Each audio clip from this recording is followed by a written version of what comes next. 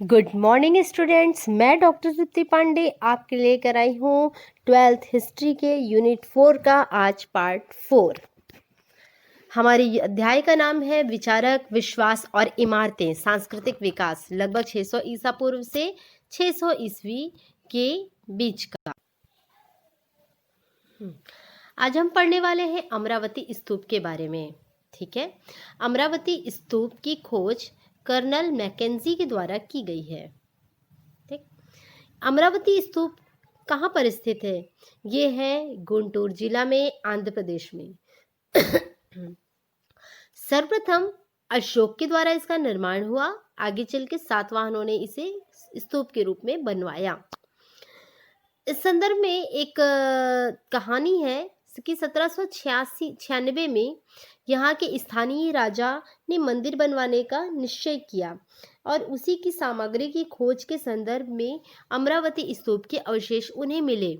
पर आगे चल के जब ये एक छोटे टीले के रूप में मिला तब इनको लगा कि शायद यहाँ पर कोई धन संपदा गड़ी हो। ठीक, ऐसा इन्होंने यहाँ पर विचार किया और आगे चल के इसी क्षेत्र को कर्नल मैकेंजी के द्वारा ढूंढा गया। यहाँ पर सन 1854 में गुंटूर के कमिश्नर एलियट ने अमरावती की यात्रा की। वो यहाँ से कई मूर्तियाँ और उत्कीर्ण पत्थर अपने साथ मद्रास ले आए और ये जो मूर्तियाँ और ये पत्थर थे ये इनके ही नाम पर एलियट संगमरमर के नाम से प्रसिद्ध हुए। 1950 के दशक में अमरावती के उत्कीर्ण पत्थर जो भी लोग आते थे वो ले जाते थे। ठीक है, बहुत सारे जो अधिकारी थे वो इन पत्थरों को लेकर जाते थे और अपने अपने गार्डन में, कोई यहाँ तक कि ब्रिटेन तक यहाँ की सामग्री पहुँच गई। कुछ ब्रिटेन के म्यूजियम में रखा गई, कुछ वहाँ पर महत्वपूर्ण स्थानों पर शोभा बढ़ाने लगी।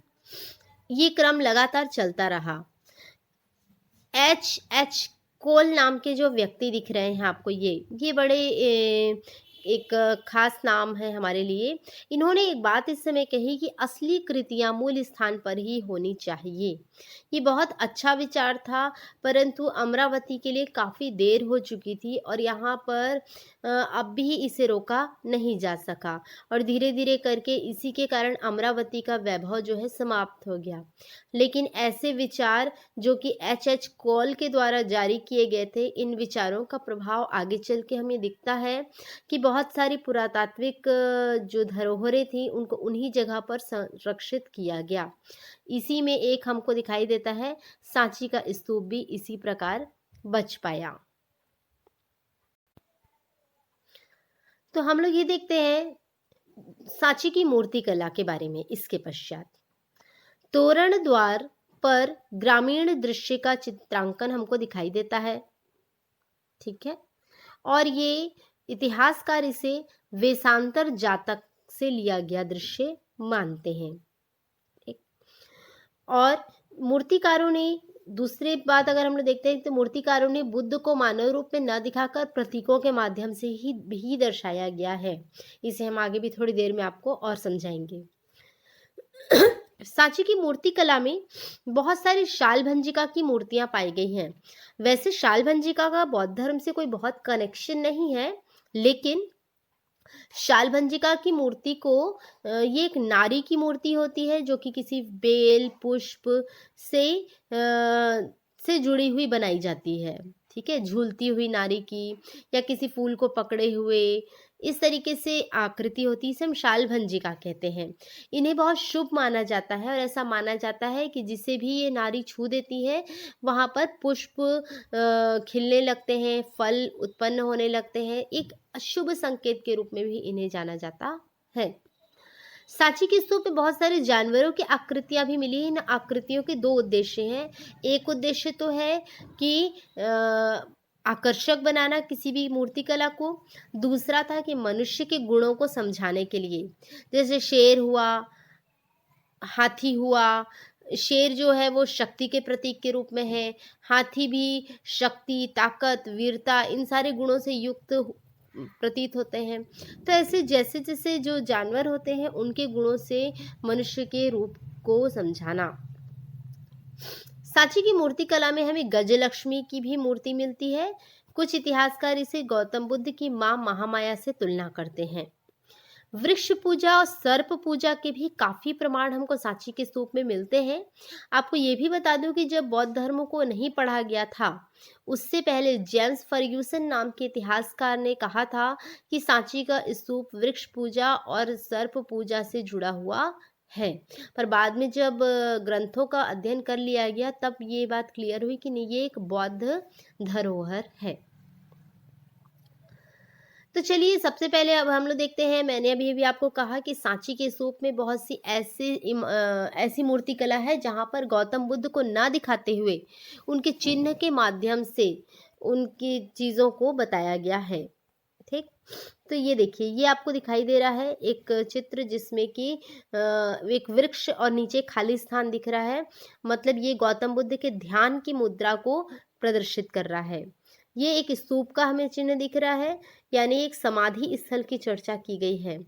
यहाँ पर एक चक्र का चिन्ह दिया गया है। ये हमारे धर्म चक्र परिवर्तन की घटना से है, जो कि सारनाथ में गौतम बुद्ध द्वारा ज्ञान प्राप्ति के पश्चात 5 साधुओं को बौद्ध धर्म में दीक्षित किया गया था। आपको मैंने कुछ देर पहले एक शालभंजिका की उसकी बात कही थी। ये है शालभंजिका की मूर्ति। ठीक, साथ में हम लोग देखते हैं, ये है हाथी, जो कि जानवरों के संदर्भ में मैंने कहा था कि कई जो है चित्र यहाँ पर हमको, ये मूर्ति यहाँ पर हमको काफी मिलती है। ये आपको दिखाई दे रहा होगा, ये जो चित्र दिख रहा है, ये दिख रहा है गजलक्ष्मी के रूप में। अगर आप इसको थोड़ा सा मैं जूम करने की कोशिश करती हूँ तो आप देखेंगे ये, ठीक है, ये देखेंगे, ये जो है एक नारी का की मूर्ति है, जिसमें कि हाथियों के द्वारा जल का छिड़काव किया जा रहा है।